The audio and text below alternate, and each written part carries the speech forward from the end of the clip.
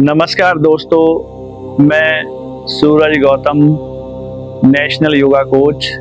और आज हम बात करेंगे पतंजलि योग सूत्र के पहले और सबसे गहरे यम अहिंसा के बारे में।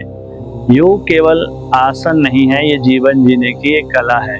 और महर्षि पतंजलि ने कहा है कि अगर तुम योग के मार्ग पर चलना चाहते हो तो सबसे पहले अपने मन में अहिंसा का बीज बोना होगा। संस्कृत का एक श्लोक हमें शास्त्रों में प्राप्त होता है जिसमें बोला गया है, अहिंसा सत्यम अस्तेयम ब्रह्मचर्य अपरिग्रह यमः। अर्थ, अहिंसा, सत्य, अस्तेय, ब्रह्मचर्य और अपरिग्रह, ये 5 यम हैं। महर्षि पतंजलि ने सबसे पहले अहिंसा का नाम लिया, क्योंकि जब मन में हिंसा ही नहीं होती तभी योग शुरू होता है। अहिंसा का असली अर्थ क्या है? अहिंसा का अर्थ क्या है? अक्सर हम सोचते हैं अहिंसा का मतलब है किसी को ना मारना, लेकिन पतंजलि महर्षि क्या कहते हैं? अहिंसा केवल शरीर की नहीं, विचारों और वाणी की शुद्धता भी है। जब हम किसी के बारे में बुरा सोचते हैं या शब्दों से किसी का दिल दुखाते हैं तो वो भी हिंसा ही है।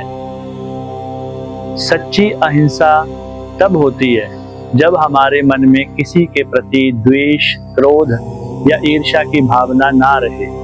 यानी अहिंसा मन की शांति और करुणा की स्थिति है।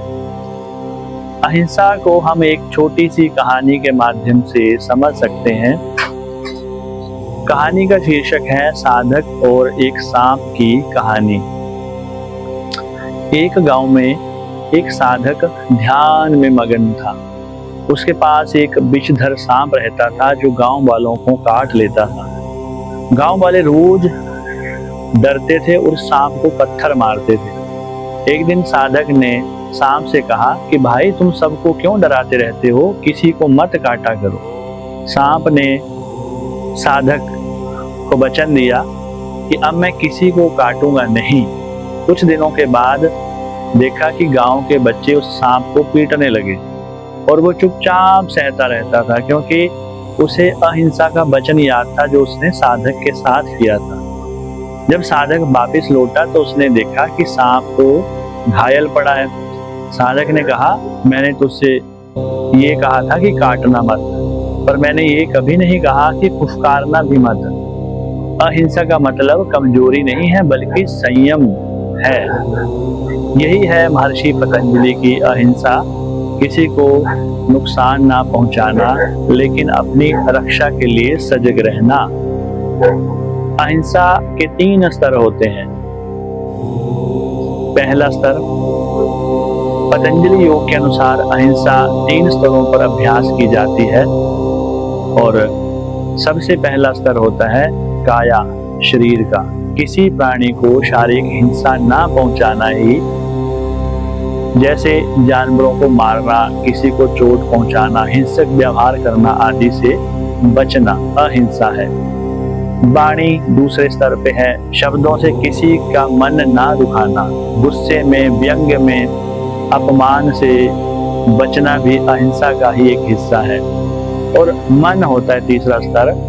मन में द्वेष, नफरत, ईर्ष्या ना रखना, क्योंकि विचार ही वह ऊर्जा है जो दूसरों तक पहुंचते हैं। जब शरीर, वाणी और मन तीनों शांत हो जाते हैं तब अहिंसा पूर्ण होती है। आधुनिक जीवन में अहिंसा क्या है? आज के समय में अहिंसा का अर्थ केवल युद्ध ना करना नहीं है, बल्कि अपने भीतर की हिंसा को पहचानना भी है। जब हम दूसरों की सफलता देखकर जलते हैं, बहुत लोग ऐसे करते हैं, या सोशल मीडिया पर तुलना करते रहते हैं कि मैंने ये पोस्ट डाली है, उसने ये डाली है, वो भी एक मानसिक हिंसा ही है। जब हम खुद को नीचा दिखाते हैं, मैं कुछ नहीं कर सकता, इस तरह की गलत चीजें सोचते हैं, वो आत्महिंसा है। और महर्षि पतंजलि कहते हैं, अहिंसा का अभ्यास सबसे पहले अपने प्रति करुणा से शुरू करो। जब तुम खुद से प्रेम करोगे तभी दूसरों से प्रेम स्वतः बहेगा। महर्षि पतंजलि का जो सिद्धांत है उसका एक योग सूत्र है, अहिंसा प्रतिष्ठायाम तत्सन्निधो वैर त्यागः, जिसका बड़ा ही सरल अर्थ है, जब कोई व्यक्ति हिंसा में दृढ़ होता है, अहिंसा में दृढ़ होता है, तो उसके आसपास का वातावरण भी शांत और प्रेममय हो जाता है। उदाहरण के तौर पे हम समझते हैं, जैसे किसी संत या बच्चे या सच्चे योगी के पास जाने पर मन अपने आप ही शांत हो जाता है। वह अहिंसा की ऊर्जा का ही प्रभाव है। तो आज हमने महर्षि पतंजलि की यम नियम आसन प्राणायाम प्रत्याहार धारणा ध्यान समाधि में से पहले यम अहिंसा के बारे में जाना।